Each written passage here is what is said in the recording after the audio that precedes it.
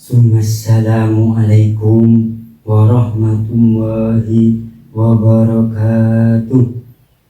Asyhadu an la ilaha illallah wa asyhadu anna Muhammadar Rasulullah. Ilahi anta maksudi wa ridha kamadlubi. Atini mahabbataka wa ma'rifataka. Allahumma sholli ala nabiyyin nasi Muhammadin wa ala alihi wa sallim tasliman. Allahumma sholli ala nabiyyin nasi Muhammadin wa ala alihi wa sallim tasliman. Allahumma sholli ala nabiyyin nasi Muhammadin wa ala alihi wa sallim tasliman. Qala musannifu rahimahullah ta'ala wa nafa'ana wa bikum fidraini amin. Ya Hadrata Sayyidul Bilalamin Muhyiddin Syekh Abdul Qadir Jilani Qaddasallahu sirrahu bil barakah wal Qur'an. Al-Fatihah. A'udzu billahi minasyaitonir rajim. Bismillahirrahmanirrahim. Alhamdulillahirabbil alamin. Arrahmanir rahim. Maliki yaumiddin. Iyyaka na'budu wa iyyaka nasta'in. Ihdinas siratal mustaqim. Siratal ladzina an'amta 'alaihim ghairil maghdubi 'alaihim waladdallin. Amin.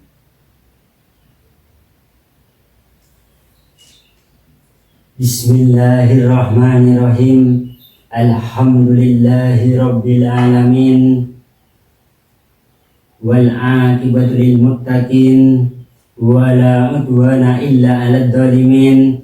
Wassalatu wassalamu ala sayyidina Muhammad wa ala alihi wa sahbihi ajma'in, amma ba'du. Dengan asma Allah yang maha pengasih maha penyayang, puja-puji bagi Allah pembina semesta alam. Salawat serta salam semoga dilimpahkan kepada junjungan kita Nabi Muhammad SAW beserta keluarganya, sahabatnya, serta aulia Allah dan para pengikut beliau dari dahulu sampai sekarang dan pada masa yang akan datang. Maka ini sekelumit menakib Sultan Aulia Syekh Abdul Qadir Jilani, semoga dengan diperingati dan dibacakan manakib ini, yakni riwayat serta sejarah perjuangan Syekh Abdul Qadir Jilani, senantiasa Allah Ta'ala melimpahkan karunia kepada kita sekalian, terutama kepada sebuah hajat keselamatan dan keberkahannya. Semoga dimudahkan rezeki yang halal dan senantiasa kita dijauhkan dari malapetaka, mara bahaya, dan selalu dilimpahi keselamatan, kesejahteraan dalam keridhaan Allah yang Maha Esa. Semoga Allah menerima segala niat dan maksud kita. Semoga dimudahkan urusan kita, baik yang berhubungan dengan dunia dan akhirat. Amin amin amin ya rabbal alamin. Manaqib Syekh Abdul Qadir Jilani diantaranya: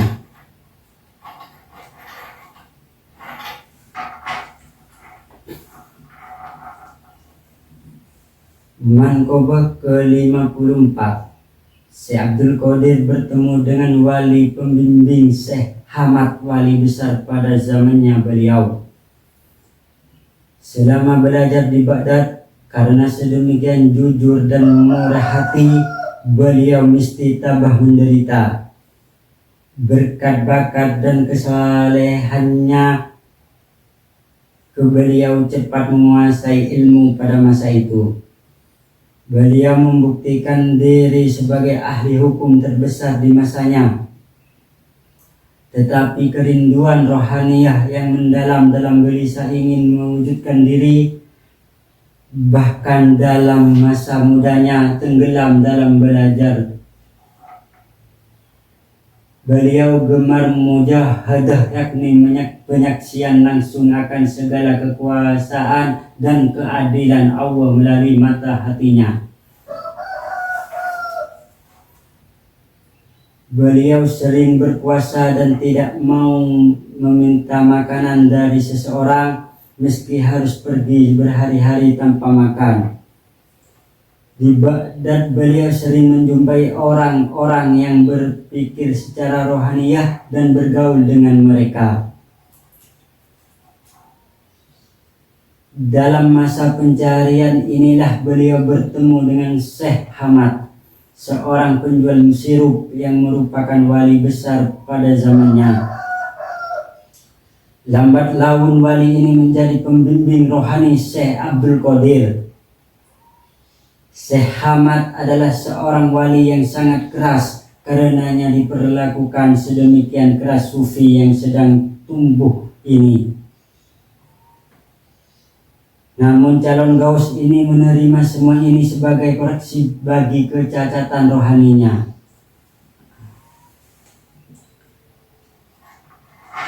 Jadi kesimpulan dari Manqobah ke-54 ini bahwa seorang penjual sirup ini adalah seorang wali Allah, yakni Syekh Hamad.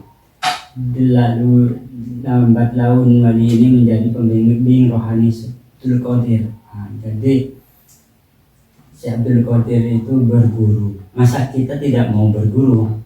Jadi kalau Syekh Abdul Qadir punya guru, tentu kita selaku umatnya Rasulullah SAW, umatnya Nabi Muhammad SAW, maka kita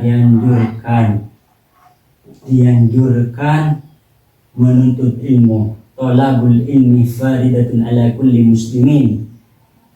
Diwajibkan untuk menuntut ilmu bagi kaum laki-laki maupun perempuan. Jadi baik laki-laki maupun perempuan itu wajib menuntut ilmu, karena dengan ilmu itu bisa membedakannya.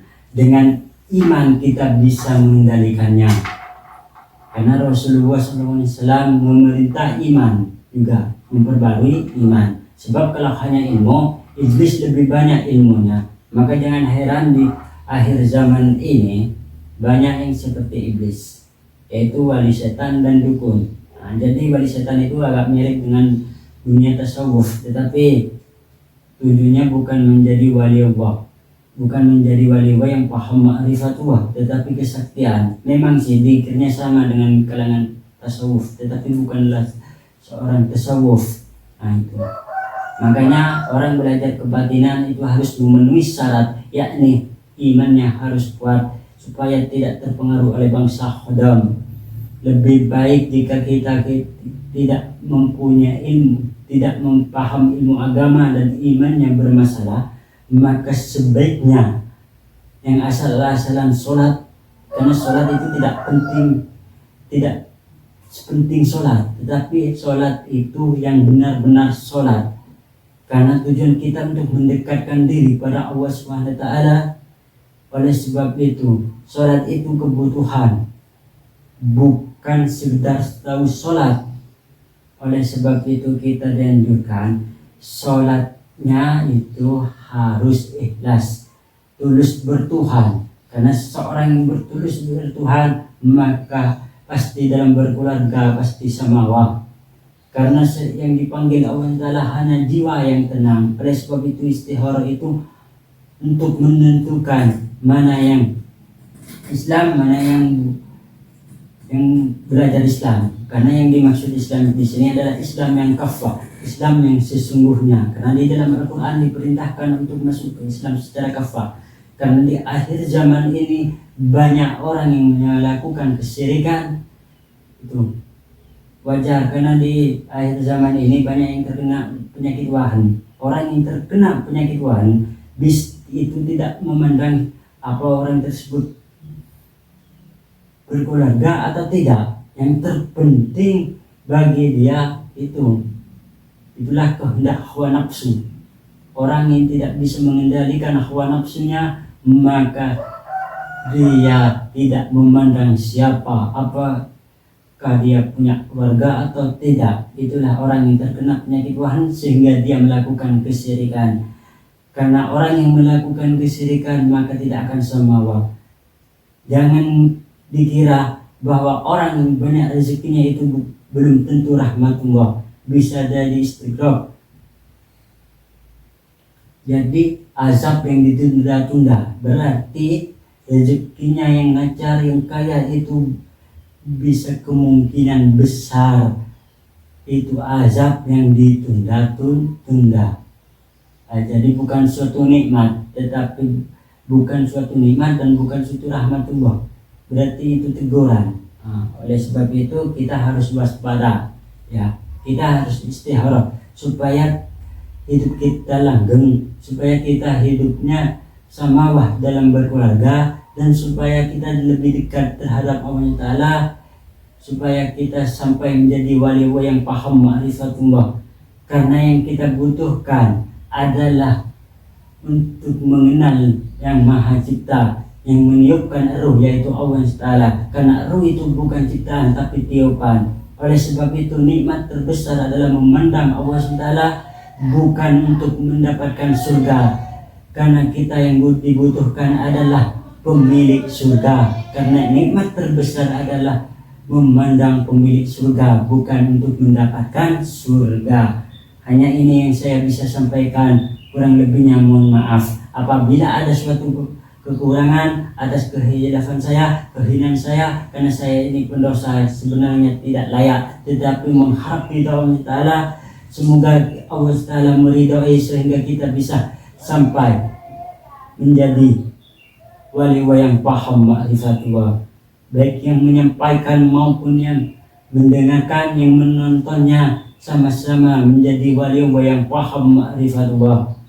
Karena kita yang menyampaikan ini masih membutuhkan hidayah, karena kita kuat karena Allah Ta'ala, la haula wala quwata illa billahil azim. Oleh sebab itu kita tidak layak sombong, yang pantas sombong hanya Allah SWT.